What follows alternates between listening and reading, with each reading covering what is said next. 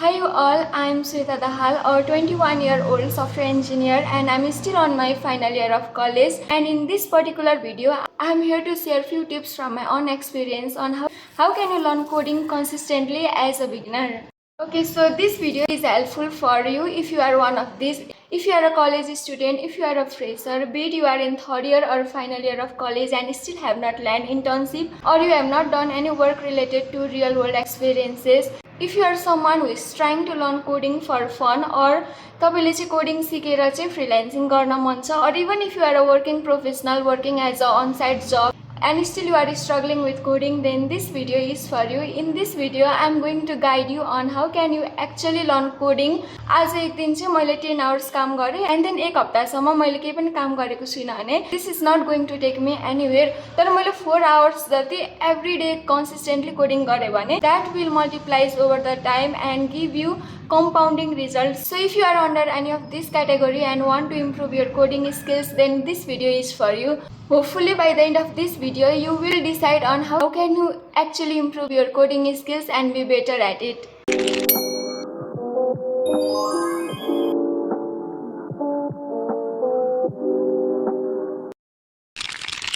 Okay, so before starting out, I am going to divide this video into 4 categories. Even if you don't have experience in coding, just hear me out, okay? And before doing anything else, just think on your mind what is the one thing that you want to do, the one thing that you want to learn from coding. If you want to be a software engineer, front-end, back-end engineer, or you want to learn AI, ML, cyber security analyst or data scientist, anything, be it you want to be a game developer, just think and do some research on what is the one thing that you want to learn. If you are a fresher, you might get confused. Me, well, I was a fresher. I also started with learning Python. त्यसपछि मलाई Python एकदमै easy लाग्यो.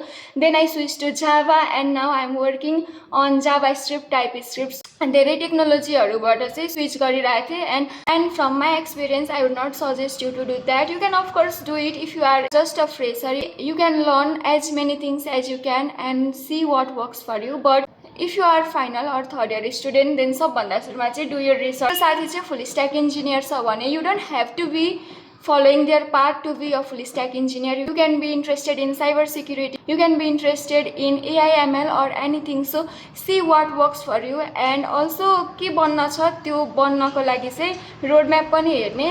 And also one tip that I would like to give is मैले चाहिँ सुरुमा जाभामा पनि प्रोजेक्ट्सहरु गरेको थिएँ, but while I was learning that time I didn't knew Java को चाहिँ अहिले now I am seeing the market is getting better, but त्यो टाइममा चाहिँ मैले चाहिँ खासै Java को ओपन पोजिसनहरु इन्टर्नशिप को र ट्रेनिङशिप को देखेको थिइनँ.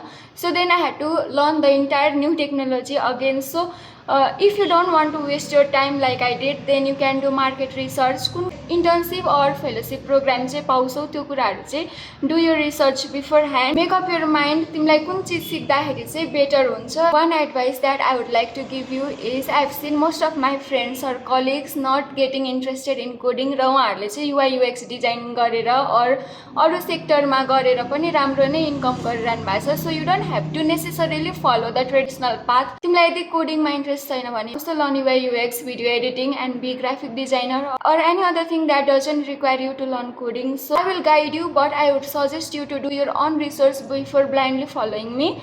If you want to be a DevOps engineer, then it might be different than being a AI ML engineer. So यो कुराहरु चाहिँ you can go up on internet. You can also see from trusted source like Reddit, मार्केटमा के कुराहरु चाहिँ चलिरहेको छ भनेर, and see YouTube tutorial on how can you actually learn something. If I have to learn coding from scratch, मलाई चाहिँ जस्तै म stack development मा interest छ भने I would go on YouTube or ask ChatGPT or Google के कुरा सिक्दाखेरि चाहिँ I can be a stack developer. So firstly I would go by learning HTML, CSS or JavaScript. मलाई चाहिँ ब्याकएन्ड बाट स्टार्ट गर्न छ भने मैले सुरुमा JavaScript सिक्छु, त्यसपछि JavaScript बाट चाहिँ Node.js सिक्छु, त्यसपछि Express सिक्छु. So I'm just giving an example. I'm not a AI ML engineer. जस्तै मलाई AI ML तिर जान छ भने I might start with learning Python, त्यसपछि machine learning, deep learning, statistics, algebra, calculus, त्यो सबै कुरा. त्यसपछि core ML मा supervised learning, unsupervised learning, simultaneously deep learning and every other things. त्यो सबै कुराहरु मैले हेरेर चाहिँ After knowing the basics, I can have a strong foundation. So I'm gonna be sharing some roadmap in the script about certain things that you can have a reference, and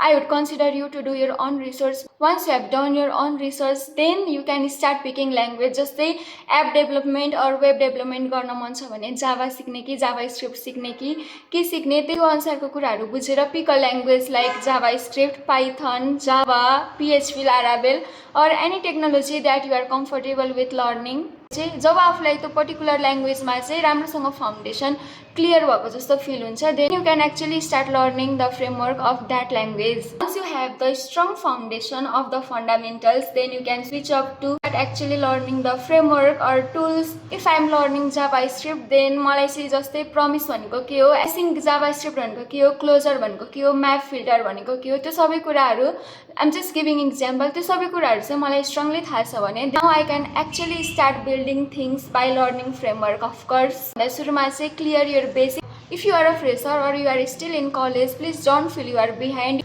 You can start with a language, then go ahead with learning its framework, and then you can actually start building. सुरुमा चाहिँ you can follow a tutorial or something, then जब आफूले बुझे जस्तो लाग्छ then learn by building and not following tutorials, because tutorialमा गयो भने it will be difficult for you. You will feel like you are learning by seeing the tutorial, but in the real world you are not learning anything. जब errorsहरू आउँछ, that's when your thinking get stronger, and that's when you will start learning how to debug. र त्यसपछि बिस्तारै बिस्तारै गर्दाखेरि चाहिँ problem solving skills improve हुन्छ. But सुरुमै सबै कुराहरू चाहिँ ब्लाइन्डली एआई अर ट्युटोरियलमा चाहिँ हामी डिपेन्डेन्ट भयौँ भने we will not learn anything.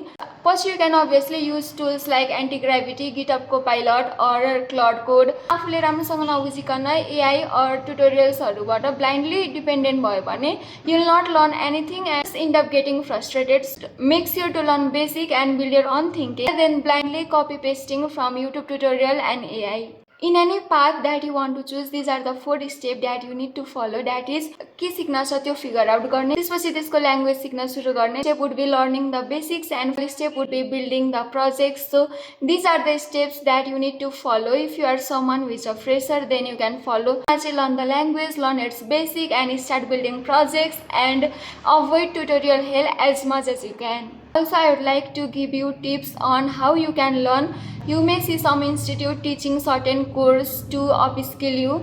You can also learn from online resources like YouTube and documentation. I would like to suggest is, if you are someone जसले चाहिँ self गर्न सक्छ भने please learn it by yourself. You can see you can take help from internet, जस्तै Syrian's coding school, Chai and Code, JavaScript mastery, Code with Harry, Apna college, and all the other channel you can follow. मैले चाहिँ यो डेभलपमेन्टको भनिरहेको छु because I am not someone who is proficient in AI, machine learning or cyber security. So similarly त्यो फिल्डमा जान मन छ भने त्यो फिल्डको स्पेसिफिक जसले सिकाइरहनु भएको छ उहाँहरूलाई फलो गर्न पनि सकिन्छ. एन्ड अल्सो मलाई रियाक्ट सिक्न मन छ भने मैले रियाक्टको अफिसियल साइटमा गएर चाहिँ डकुमेन्टेसनबाट सिक्न पनि सक्छु. अरू मलाई नेक्स्ट JS सिक्न मन छ भने मैले त्यही अनुसार डकुमेन्टेसनबाट सिक्न नि सक्छु. जस्तै मलाई चाहिँ PostgreSQL सिक्न मन छ, प्रिज्मा अर TypeORM सिक्न मन छ भने I can go up on the official documentation of it, or I can go up on internet and see the tutorial. So basic सिक्दाखेरि चाहिँ ट्युटोरियलबाट सिक्दा पनि हुन्छ. एन्ड ट्युटोरियल फलो गर्दा एउटा रिसोर्सेस फलो गर्नु would be the smartest idea. And if you are someone who is struggling with consistency, आज चाहिँ एकदम मोटिभेटेड फिल भइरहेछ काम गर्न र 2 दिनपछि चाहिँ त्यो मोटिभेसन डाई हुन्छ भने you can also take help from institute. इन्स्टिट्युटमा पनि राम्रोसँग पढाइ हुन्छ. But if I have to give a genuine advice, then आफूले सिकेको would be better. You will going to end up your brain in research and thinking will eventually help you be better at coding. If you are just wanting to do coding for fun, then आफूलाई के सिक्न मन छ त्यो अनुसार सिक्दा हुन्छ. You don't have to follow a specific framework. If you want to be a game developer, then game development को लागि you can pick up language like C++ and start learning and building projects accordingly. If you are someone who is struggling with consistency and discipline, then I highly recommend you to not follow the motivation.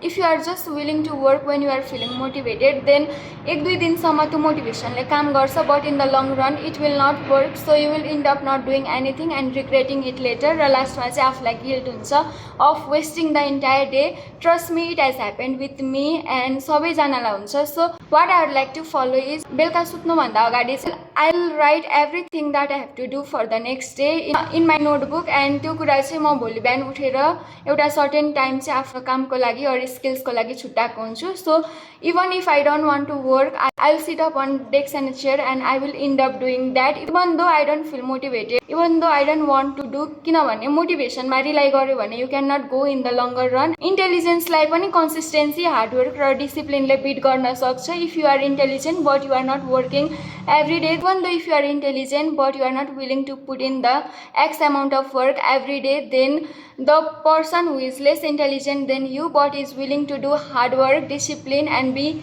consistent on their routine, then that hardworking person will beat the intelligent one. I also don't want to work every day, but I just do it anyway, even though I'm feeling bad, even though I'm having a bad day. I want to work र मलाई लो नै feel भइरहेको छ भने पनि I will always rely on discipline to work. Trust me, it works every single time. Now I'm going to share you the bonus tip. You can take help of AI to boost your productivity. I'm not here telling you to do vibe coding or prompt engineering without understanding anything, but if you want to learn something but you are not getting recommendation or online resources, then you can go up on AI and ask certain things. It is very basic, everyone will follow.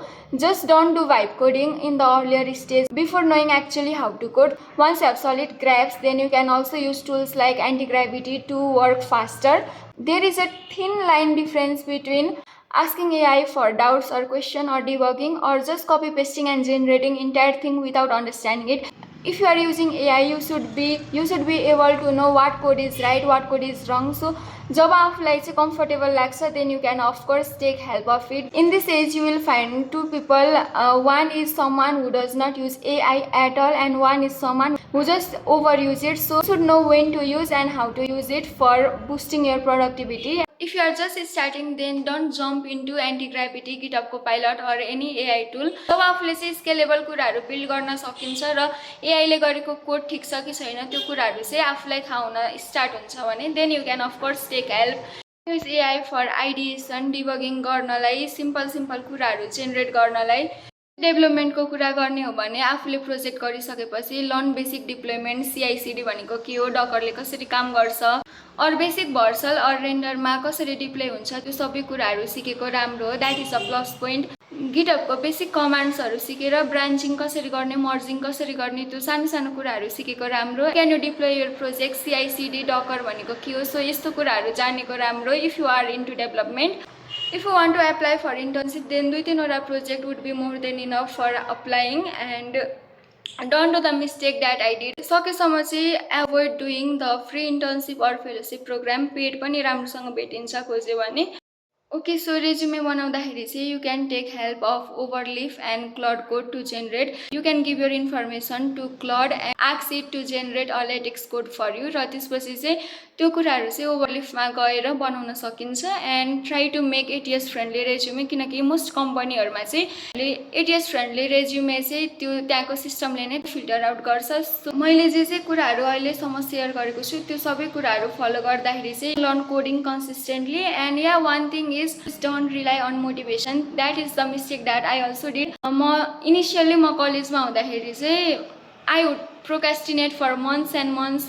Certain semester सकिन्छ or exam सकिन्छ, then I'll be finally ready to code भनेर. And trust me, that never happens. Even if you are fresher, just give 1 or 2 hours to coding each day without fail, even on Saturdays. This is how you can learn coding as a beginner. So let me know if there is any other thing that I have missed and you want to know, then I'll be answering that in my comment section. And I'll see you all in my next one. Till then, stay safe.